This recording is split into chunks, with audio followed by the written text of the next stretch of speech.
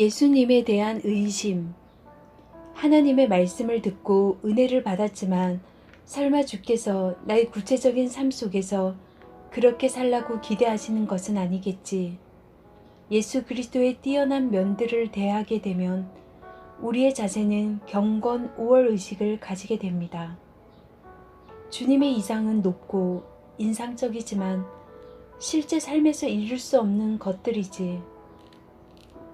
우리 각자는 특별한 상황에서 예수님에 대해 이렇게 생각합니다.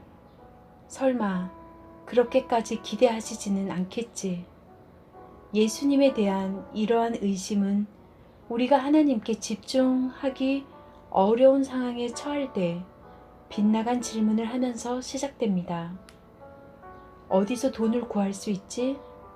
어떻게 주님이 나를 돌보실 수 있다는 말인가? 이러한 의심은 우리의 상황이 주님마저도 해결할 수 없을 만큼 어려운 것이라는 생각에서 시작됩니다. 주님을 의지하십시오 라고 말하는 것은 쉽지요. 그러나 먹고는 살아야지요. 주님께는 물 기를 그릇도 없고 주님이라 하실지라도 지금 당장 우리에게 대책을 마련해 주실 수는 없으시지요. 나는 예수님을 의심하지 않지만 나 자신에 대해 의심스럽다는 경건한 속임수를 주의하십시오. 자신에 대해 의심하는 사람은 없습니다. 자신이 무엇을 할 수 없는지 정확하게 압니다. 그러나 예수님이 그렇게 하실 수 있는지 의심하는 것입니다.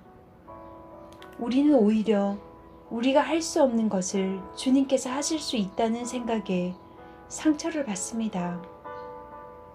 의심은 주께서 내 문제를 어떻게 해결하실지를 스스로 고민하게 되면서 생겨납니다. 의심은 내 속의 깊은 곳에 있는 열등의식에서 솟아오릅니다. 만일 내 속에서 이러한 의심을 발견하게 되면 그 의심을 빛으로 끄집어내어 고백하십시오. 주님, 당신에 대해 제가 의심했습니다. 주님의 지혜를 믿지 않고 제 능력만 믿었습니다. 제 이해의 한계를 초월하시는 주님의 전능하신 능력을 믿지 못했습니다. 예수님의 빈곤한 사역. 우물이 깊습니다.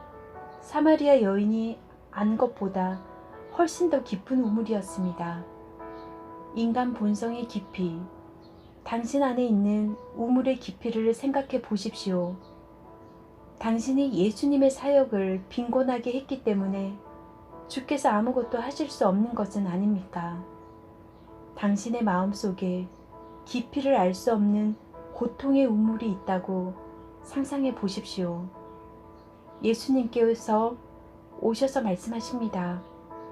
너희는 마음에 근심하지 말라. 이때 당신은 이해할 수 없다는 표정을 지으며 말합니다. 그러나 주님, 이 우물은 깊습니다. 주님이라도 이 고통의 우물에서는 평강과 위로를 길러낼 수 없으실 것입니다. 맞습니다. 주님께서는 인간 본성의 우물에서 아무것도 길러내지 않으십니다. 그러나 위로부터 생수를 길러내실 수 있습니다. 우리는 주님께 부탁할 영역을 제한했던 것을 기억하면서 여전히 전능하신 거룩하신 분을 제한합니다. 그러나 예수님의 제자로서 우리는 하나님의 전능하심을 필요로 하는 그 일이야말로 주님께서 하실 수 있다고 믿어야 합니다. 주께서 전능한 분이심을 망각하는 순간 우리는 주님의 사역을 빈곤하게 하는 것입니다. 주의 사역이 빈곤하게 되는 이유는 우리의 불신 때문입니다. 우리는 주님으로부터 위로와 동정을 원할 뿐 그분을 전능자로 믿으려고 하지 않습니다. 우리 중에 형편없는 그리스도인들이 그토록 많은 이유는 전능하신 그리스도를 알지 못하기 때문입니다. 우리들 대부분은 그리스도인으로서의 겉모습과 경험은 있지만 아직 예수 그리스도께 철저하게 자신을 내려놓지 않았습니다. 그러므로 어려운 상황이 오면 주의 사역을 빈곤하게 합니다. 그렇지, 이것 보라고. 주님도 아무것도 할 수 없으시잖아. 그리고 깊은 우물에 내려가 자신의 힘으로 물을 길어보려고 했습니다. 결국 이것은 원래부터 불가능한 일이었어 라고 체험한 후 안주합니다. 이러한 불신앙의 자리에 머물지 않도록 주의하십시오. 주님을 바라보면 그 일이 이루어질 수 있다는 것을 믿으십시오. 분명히 당신의 미완성은 우물은 깊습니다. 그러나 우물을 보지 말고 주님을 바라볼 수 있도록 노력하십시오.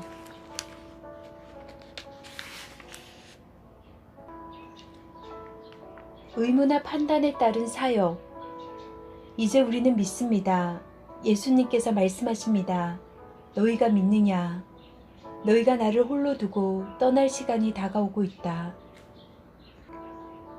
많은 사역자들이 예수 그리스도를 홀로 내버려 두고 의무감이나 자신의 특별한 판단에 따라 일합니다. 그 이유는 예수님의 부활하신 생명이 그들에게 없기 때문입니다.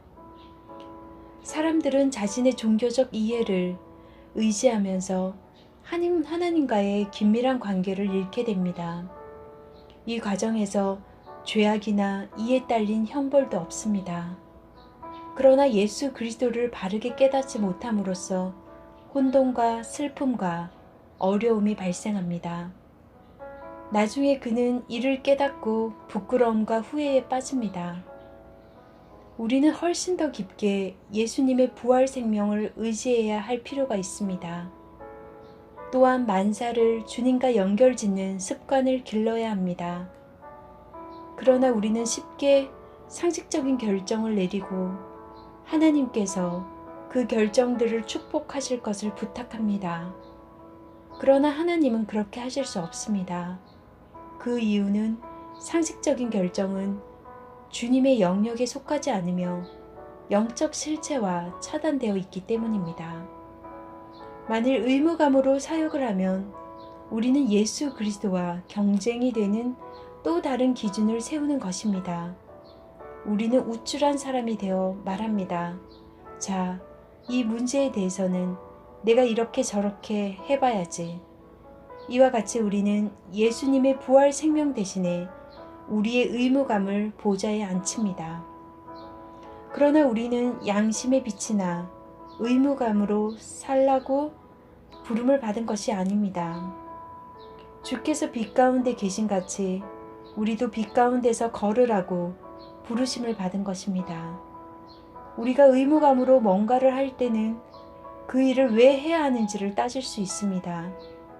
그러나 주께 순종하기 위해 무엇을 할 때는 논쟁하는 것이 불가능합니다. 바로 이러한 이유 때문에 성도들은 쉽게 조롱을 받습니다. 주께서 무엇을 해주시기를 원합니까? 당신을 번민하게 할 뿐 아니라 당신 때문에 남들이 번민하게 되는 것은 무엇입니까? 그것은 언제나 당신이 스스로 해결할 수 없는 문제들입니다. 앞서가는 자들이 꾸짖어 잠잠하라 하되 저가 더욱 심히 소리질러 예수님과 얼굴과 얼굴로 직접 뵐 때까지 난감한 문제 속에서 계속 외치십시오. 상식을 하나님의 뜻으로 여기지 마십시오. 우리가 처한 어쩔 수 없는 난감한 상황에 대해 주께서 우리에게 무엇을 해주기를 원하느냐고 물으실 때 주님은 상식틀에서 벗어나 초월적인 능력 안에 일하신다는 것을 기억하십시오. 예전에 주님께 부탁한 영역을 제안했던 것을 기억하면서 지금 주님을 제안하려는 것을 주의하십시오. 나는 언제나 그분에서 실패했지. 앞으로도 계속 그 자리에서 실패할 거야. 결국 우리는 우리가 원하는 것을 구하지 않게 됩니다. 하나님께 이 일을 해달라고 부탁하는 것은 어리석은 일이야. 그러나 불가능한 일이야말로 바로 우리가 주께 부탁해야 하는 일입니다. 불가능한 것이 아니라면 실제적인 번민이 될 수 없습니다. 하나님께서는 완벽하게 불가능한 일을 능히 해내실 것입니다. 소경이었던 사람이 눈을 뜨게 되었습니다. 당신에게 가장 불가능한 일은 주님과 완벽하게 일체가 되어 옛 생명의 흔적을 하나도 남지 않게 하는 것입니다. 당신이 이 일을 주께 구하면 주께서 응답하실 것입니다. 그러나 먼저 당신이 주님은 전능하신 분이라고 믿는 자리까지 가야 합니다. 믿음이란 주님께서 하신 말씀의 내용만을 믿기보다 주님 그분을 믿는 것입니다. 만일 주님께서 하신 말씀의 내용만 바라본다면 우리는 절대로 믿지 않을 것입니다. 우리가 주님을 알기만 하면 주님은 숨을 쉬는 것처럼 자연스럽게 불가능한 일을 해내실 것입니다. 우리의 고통은 마음의 완고함과 어리석음을 통해 옵니다. 우리는 믿지 않으려고 하고 쓸모없는 것들을 잘라내는 대신에 계속 걱정하기를 좋아합니다.